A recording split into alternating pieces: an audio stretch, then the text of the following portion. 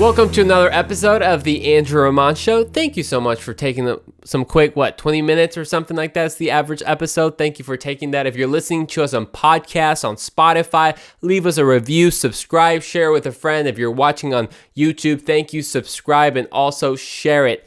Hey, I hope you enjoyed this last episode that we had. It was a great interview with Pastor Robbie Rembao talking about leadership. If you haven't listened to that just yet, you gotta listen to it, because I like to say that in this show, we've really touched so many topics, from leadership to personal responsibility to politics to relationships to love to the French croissant. It's an inside joke within the show. Like you gotta watch that episode. You gotta listen to that episode. And today I'm super pumped because we've talked about life. We've talked about responsibilities. And the older you get, the more opportunities you have, right? I mean, do you remember if you're already older than 16 or 18, you remember having the opportunity to drive, right? It felt like so much freedom finally. Or maybe you get the opportunity to vote. You get to, the opportunity to buy a Sharpie. If you're older than 18, I'm a couple of years ago, that was part of the law. I'm not sure if that's still. I remember a time when a couple of friends of mine were celebrating a friend's sister's birthday, and we went to Tom Thumb to buy some firecrackers, and we could not, because we were not older than 21. That was a surprise to me. So the older you get, the more opportunities you have, like buying fireworks and firecrackers. But we all know that with the more opportunities comes with the R word. And I'm not talking about rude. I'm not talking about rhinoceros. Or this new word I learned. Check it out. Radio inassayable. Okay, if that made nonsense, if it just sounded like nothing, it's a new word that I learned. It's something about like radio being assayable. Yeah, I just try to kind of figure out a long word with R, and it's not any of those. We're talking about responsibility, and we've actually talked about it in the show, right? We have a whole episode dedicated to what's called Your Life, Your Responsibility. But today, we is going to talk about a little bit of responsibility, but not in the sense you might have thought about, because we're going to talk of what Jerry Maguire said, show me the money. I'm going to say it one more time. Show me the money. Is that how he talked? More of a, show me the money. I'm pretty sure, right? Because he was talking with, what was that actor's name? Cuban Jr. I think that was his name, Cuban Jr. in the movie. And yeah, show me the money. We are talking about money today. And what's the 5 things that we can do that's actually going to help us be successful with handling money. Now, if you might thought, I'm pretty good. I probably don't need this episode. Well, chances are that this episode is going to apply to you, because these are 5 things. If you can't apply all 4, then apply one of them. And chances are also that you're earning money somehow. You might be 13 years old, but you're earning an allowance maybe, right? You're mowing a couple lawns. You've got a couple Benjamins phone. Man, if you're a 12-year-old with a couple Benjamins, that's $100 bills. My respects, man. Or maybe you're past that. You're past the allowance, and you have a part-time job, you have a full-time job, you've been working for years. Well, chances are this episode applies to you. So make sure to share this episode, subscribe to the YouTube channel, especially share with your broke friends. We all got some broke friends. We broke at some point, right? So let's all be honest. Share it with your broke friends, because this is going to help them get their act together. So I'm going to share with you 5 things. 5 very simple things. One's kind of like a perspective. The other one are very practical things that you can do in order to be more successful with your money. Now, before we get to the list, you might be wondering, why do we even talk about this? Like, I'm good. I don't have a problem handling money. I mean, maybe I can tell you who has a problem, and you can probably name off 4 or 5 people. But the truth is, we can all grow in this area, and it's actually imperative that we grow in this area of money. Because money, there's actually there's a saying that cuando el dinero se va, el amor se va por la ventana, right? Or I'm pretty sure that's how the saying goes. Basically, the moment there's no money, love goes out the window, because money is actually one of the biggest issues within the marriage. It's a big issue in people's lives that brings stress. And maybe your life right now has stress because of money and because the lack of money or the lack of taking care and being a good steward with your money. Well, hopefully today you can use these things because it applies to all of us. If you're the person who thinks, dude, I'm good, man. I handle money pretty well. I got nothing to learn. Well, you actually fit the study that was conducted by Lexington Law. And it says that 91% of college students, this is specifically college students, say and claim that their spending was responsible. Only that 61% of their parents disagreed. So, yeah, your parents can tell the truth, man. You ain't handling money correctly. What you talking about? So if you thought this didn't apply to you, it does apply to you. So make sure you're taking notes, take mental notes, re-listen to this podcast because I think it's going to be a great blessing to you. The number one thing or the first thing on the list is thinking long term. Thinking long term. Okay, so what do I mean by that? Well, our whole society right now, our culture is based on instant gratification, right? That's why we have microwaves. That's why we have things like toasters. Those are great. Or that's why we have instant messaging, right? That's what we all use. Now we slide in those DMs and things like that. Well, our whole society is based on that. It's based on that, and it's actually trained us to want things now. In fact, isn't that why we have credit cards to begin with? So, you don't have the money? Don't worry about it. Have it now and just swipe this plastic card and you can pay for it later. Think about it later. Enjoy it now. Think about it later. It's kind of like it's better to ask forgiveness than permission, which I don't totally agree with that. But it says, you know what? Man, just swipe that card. It's okay. But what I actually want to encourage you in the first thing of this list is to think long term. Don't think instant right now, like the money that you have right now is for this moment. Not necessarily. You have to understand that the things that you do today actually help in shaping your future. So it's not like, okay, when I'm 25 or however old you are, and you might be thinking, man, when I have a full-time job, I'll start saving money. Or when I have a full-time job, man, I'll take care of things. I'll be responsible when I'm an adult, when I have a family. Well, that's actually one of the greatest lies. The greatest lies is that you're going to start something when you're a certain age, but at the same time, what ends up happening is the moment you're that age, it's too late to start, or it can get too late. So it's actually better to start early. You have to start thinking long term. So it's not about the cap of your credit card.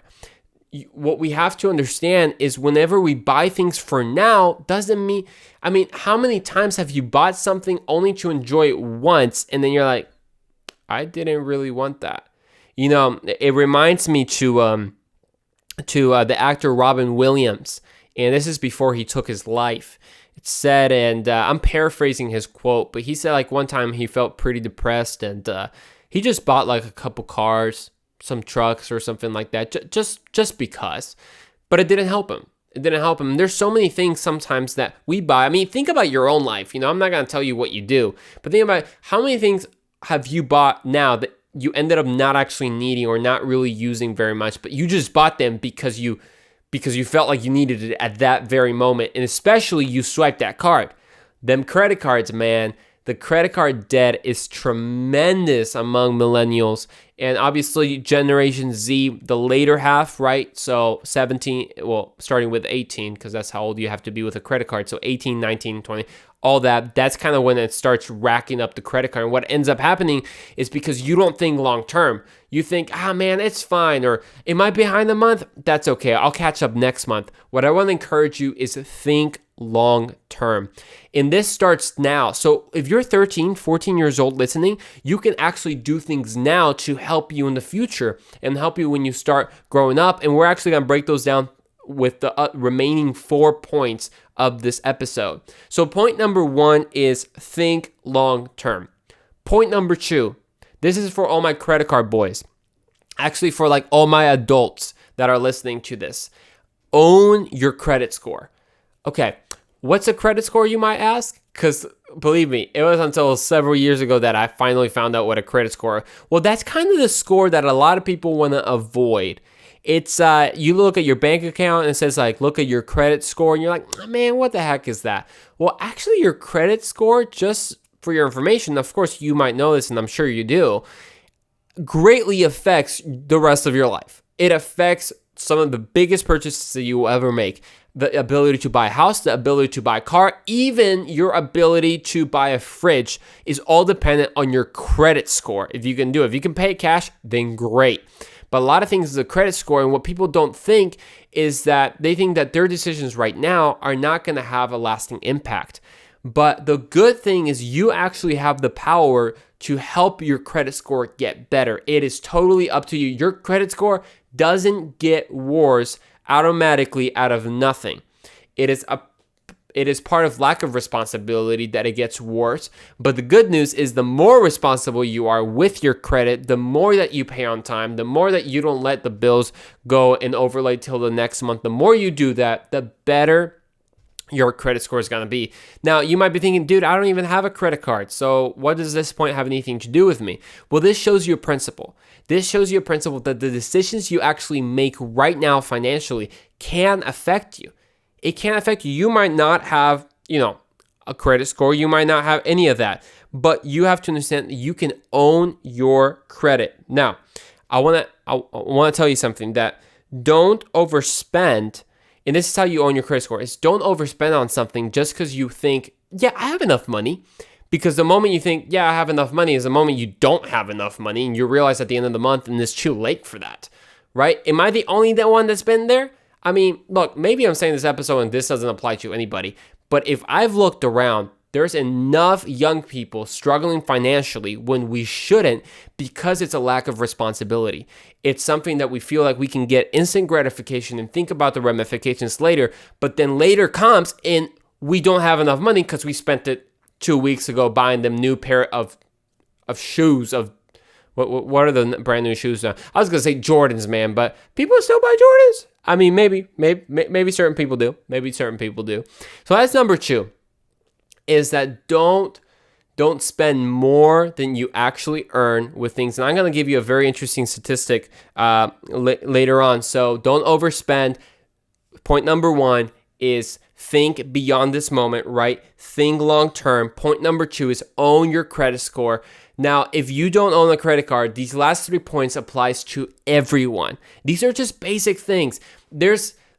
I can actually recommend you a great finance class if you're listening right now. My dad, and by the way, I came up with these points not because I have it all figured out. I started asking people. I started asking people that I respect with their financial decisions, and I asked, what are things that you would recommend for a young person to start doing? And this is what they told me, what they told me. So actually, my dad, I respect him very, very much with his knowledge of finances and everything. He coaches many people in this, and he actually came up with a great course, which I think is in Spanish right now. It might be in English. I have to check. So definitely go check it out. I think it's exitoenlafamilia.com, and there you can buy the finance course.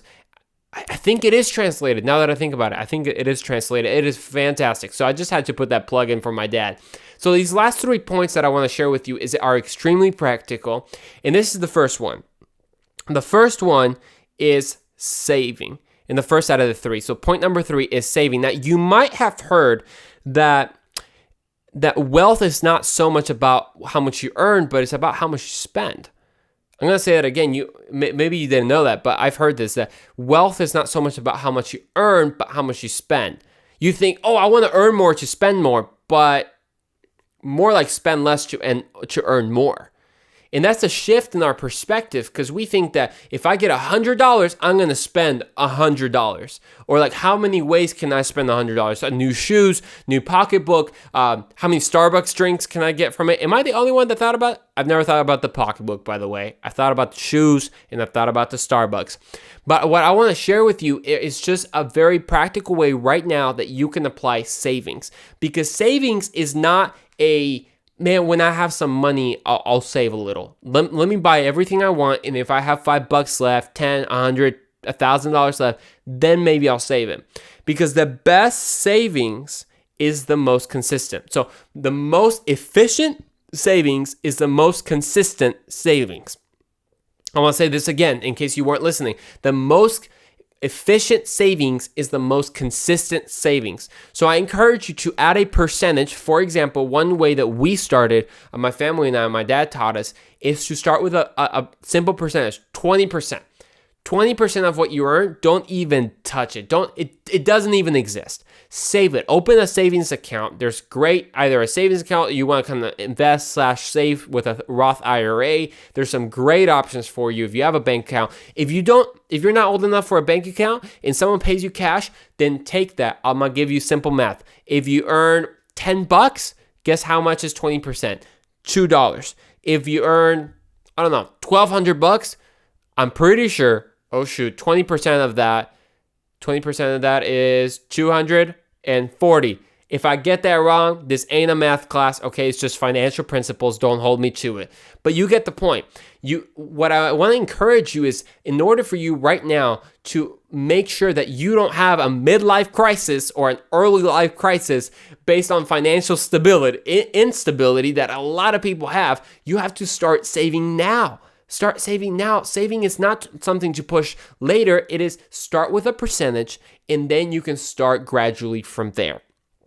So that's just a very practical thing. I love this. This is interesting because when it came to saving, I saw based on, it was the same source that I had quoted earlier, and it said that according to the same source, 75% of Gen Z, so that's everyone born, I think it's like 2000 to now, I think that's Generation Z.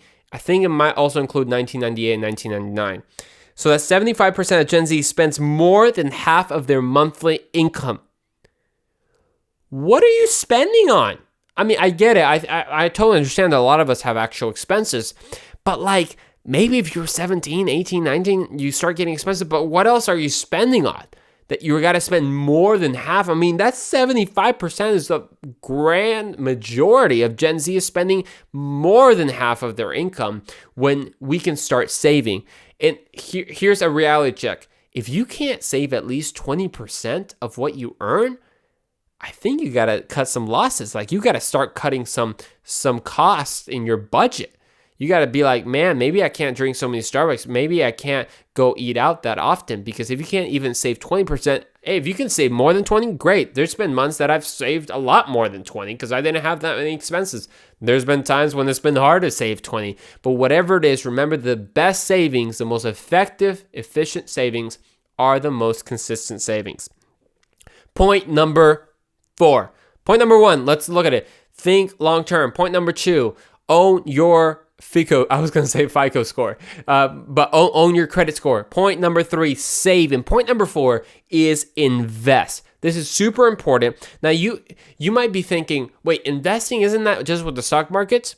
That is, but part of investing, it goes right along with saving, because when you save, you actually have extra money in order to invest in good opportunities. So as you grow older, sure, maybe you invest in real estate, right? Maybe you invest in the stock market, or maybe you open a Roth IRA and or like some type of invest in something like a hedge fund or some type of fund or something like that. Great, that's awesome.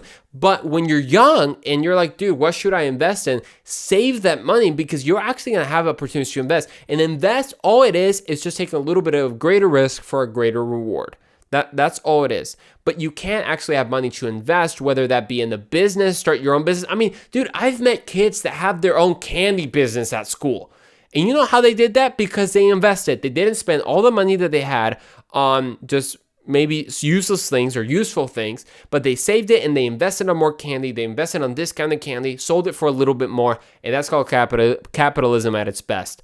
So if you can do something right now with your money, if you have $100, don't think, how many things can I spend with this $100? Is, okay, I'm going to save 20%, $20, boom, saved. What can I invest with it that's actually going to give me a greater return, because I'm thinking long term? And the last point that I want to leave you with today is, I would say, one of the most important, because if you're like me and you see videos of Mr. Beast or some other people like giving away cars and thousands of dollars, you're like, dude, I wish I could do that, man. I mean, have you ever thought about that? Like, I wish I could just have $1 million just to give away and all that. Because point number 5 is actually giving. Now you might be thinking, what? I mean, to be financially stable, I got to give? Like, what's up with this? Because actually giving, besides it having a very strong spiritual principle, it actually is a common thread when you have generosity. When you have generosity, because it is a spiritual principle that give and you will receive, obviously in different ways. And we can talk a little bit more about the spiritual principle. But when it comes to generosity, I want to encourage you that don't wait till you have a lot of money to be generous. And because remember that generosity is not the size of your wallet, it's the size of your heart. That's what generosity is all about. So if you feel uncomfortable giving money now, man, I got to tell you, it's not going to get easier with a lot of money. So I want to encourage you that you can actually start giving now. Remember, you saved some, you invested some, you of course paid what you have to pay, you bought your little cool thing, that's great, but don't spend all your money, because there are actual people in greater need than you that actually need it. And if you're a Christian like me, you know that the Bible talks so much about giving and how much that God loves a cheerful giver. So there's more of a reason to give. So in this episode, I wanted to give you just 5 simple things that's to look forward to, look long term, and to have your perspective set, not an immediate gratification, but to build a stable financial future for yourself, to get focused and own your credit score, to also remember to start saving, to start investing, in the most important thing, personally, I believe, is to start giving. And here's what I want to encourage you with. If you're listening, if you're watching, know this, that your success financially is actually in your hands. It's just up to you to take responsibility. We'll see you in the next episode of The Andrew Roman Show.